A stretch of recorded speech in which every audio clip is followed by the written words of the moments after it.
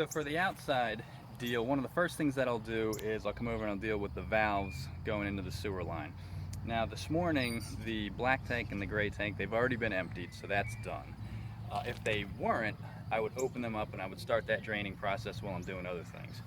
Another thing that we do here is we always keep the tank, the valve to the tank in the kitchen is always open. So I want to shut that and close that off. So before I do anything else, at this point I go back and I raise the levelers on the back of the camper. And I like to do that because that's something that can easily be forgotten. And if your levelers are down and you go and you start to lift the front of the camper to hook up to the truck, you can actually do a lot of damage to the levelers or even to the frame of the camper, which you really don't want to do. So that's where I'm headed next. And actually lifting the frame is my job, so he always, yeah. Since we kind of trade jobs here, he always makes sure he does this so I don't get messed up.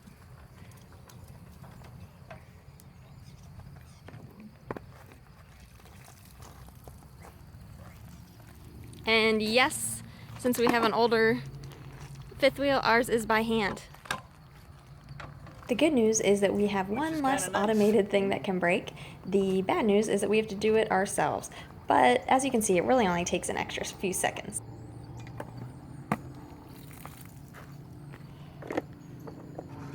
So now it's time to unhook the sewer hose, which is a lovely process, but a necessity. So I'm going to get a second hose that I keep in the back on the bumper area here. I'll hook that up because I use that, and its only job is to rinse out the sewer line after I detach it. So I'm going to hook that up, and then we'll actually take the sewer line off. Chris actually stores that water hose by attaching it with a bungee cord to our spare tire. Kind of genius.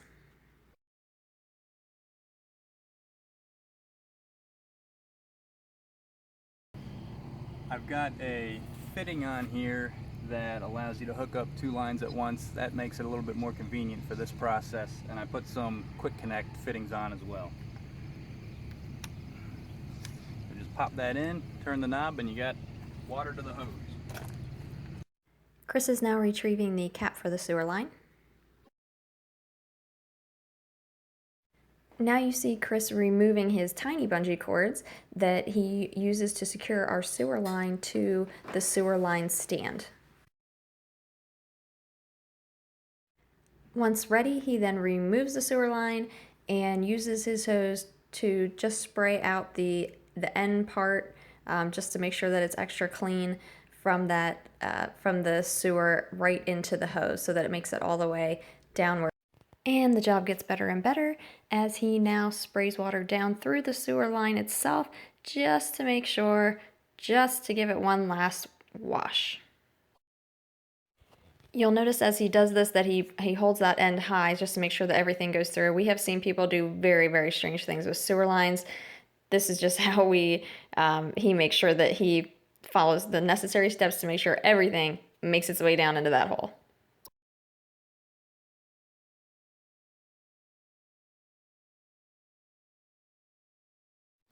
And finally, it's time to store that sewer line, which Chris has built an actual separate storage area beneath our bumper so that he can store it externally, and it's the only thing that's in there, and it will not rust our bumper. And I always provide Chris with a wipe after that so that he's good to go. Very important part. Yes, you can use gloves.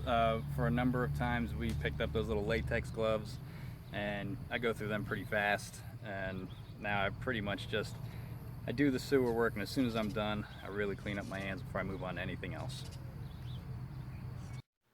And now you see Chris reattaching that hose back onto the RV.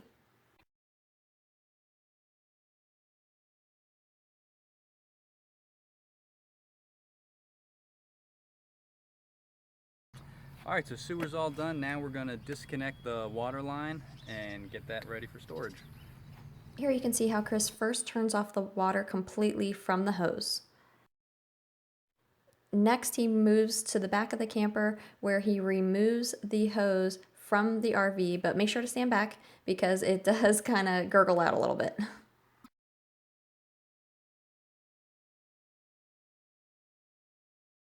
From there, he detaches the water line from the source, and you can see that he takes his time wrapping up the hose appropriately so that all the water empties from the hose and it is ready to be packed away.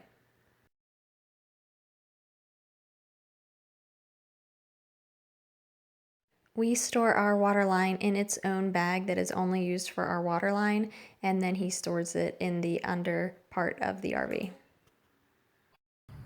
So the last utility to disconnect is the electric. So we'll come over here. You always want to turn the breaker off before you disconnect it, unless they have something posted telling you otherwise. Sometimes campgrounds do that, just their preference, but if you don't see that, you want to shut the breaker off. So we flip that, unplug that.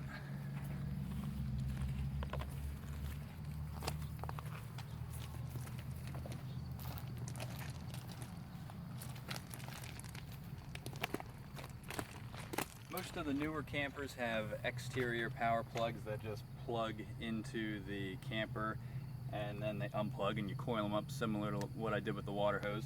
Ours is a little bit older and it just retracts right into the camper.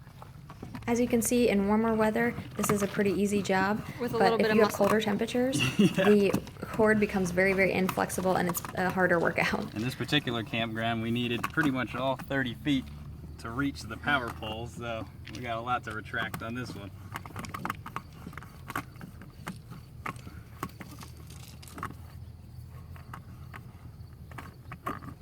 On the way in. Okay, and then while Chris is doing that stuff, one of my jobs is, once I'm finished, locked everything up, come around here, then my job is to raise the front of the fifth wheel so that our hitch lines up with the pin. And for us, for our particular fifth wheel, all that means is pushing a button. And then I just watch it and watch the pin and try to get it, eyeball it. Alright, so I unhooked this pin, put this in the unlocked position, and then we'll back her up.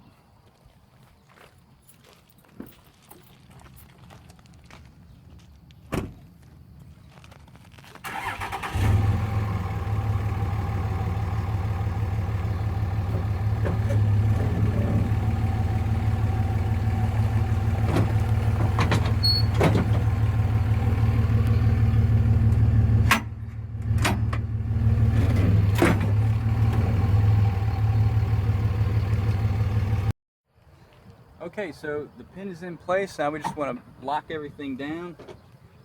Here's our pin. First I'm going to get the cord.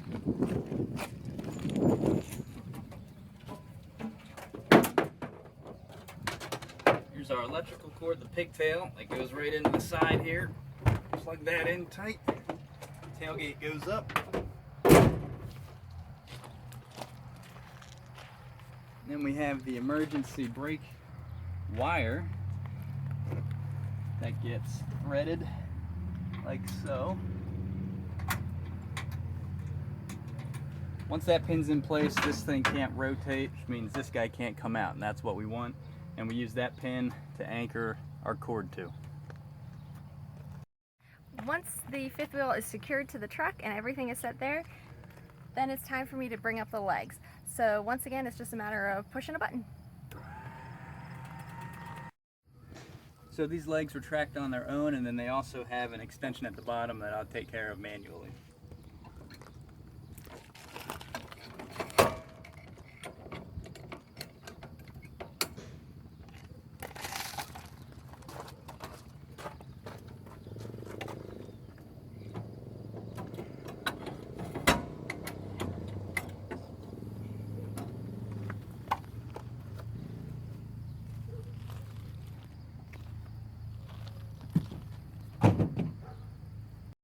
So at this particular campground, to level up the camper, we are on leveling blocks on the other side of the camper. So we have to come off of those. Before we can pull off of those, we got to take at least one of our chucks out.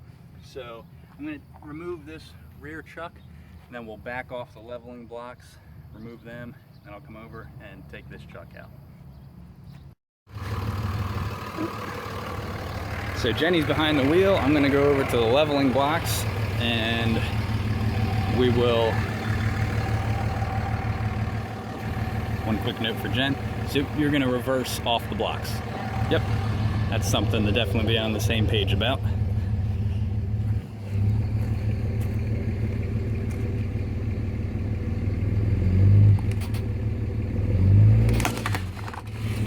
All right, so she did a great job pulling off the blocks. I'll grab them here. And that will free up the other chuck, which I will grab on this side. And now we are getting close. A few last things to stow before we're on our way. I just keep these in the truck bed.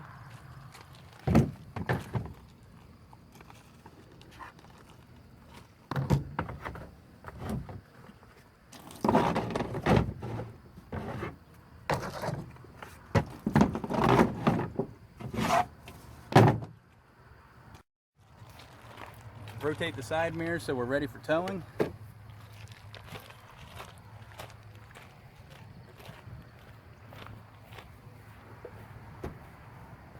So the last thing that I always do is I fire the truck up. I will turn the lights on because at this point we're connected, and that allows me to make sure that the connection's good. I've got lights. I look at all of my compartments, make sure they're locked. I make sure the slide is in good shape. Make sure that we're okay back here at our sewer storage. Everything's solid. Check my things in the back here. Basically anything that could move, just make sure it's latched down. That's good. That's the awning. Coming back around here, that looks good. The steps are strapped in and good. One very last thing that we do every time, and this is very important, is we make sure that any of the area around our camp spot is cleaned up and picked up. We don't want to leave anything behind, and we certainly want to leave it better than when we showed up. So that's very important, and we make sure to do that every time. Now we're off. Okay, we're all set and ready to pull out. Chris is just typing in our destination into his phone, and it is 10:19. So that means it took us exactly 1 hour, which is perfect because it takes us a half hour to do it, and I figured it would take us double the time since we had to do it separately, each of our jobs separately, to be able to film. So that was the added time that got us to an hour. So yeah, it takes us about a half hour. We hope that you found that video helpful, and that, feel free to ask us any questions. One other last comment I wanted to say is that it looks like we're kind of lax now in our routine, and it's true. When we first started out, we had no clue what we were doing, and it took us, every time was different.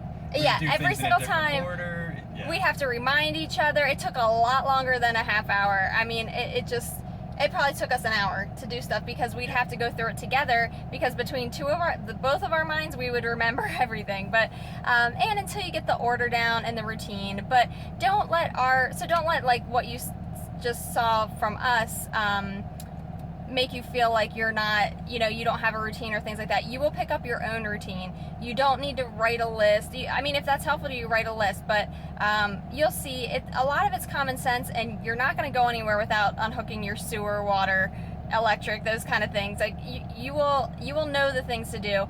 Get the order down for yourself, what makes sense to you, and hopefully you enjoyed seeing this, and it was helpful to see what it's like with an older fifth wheel that has been renovated, because that does add some extra challenges. So our best wishes to you as you pack up and head on the road yourself.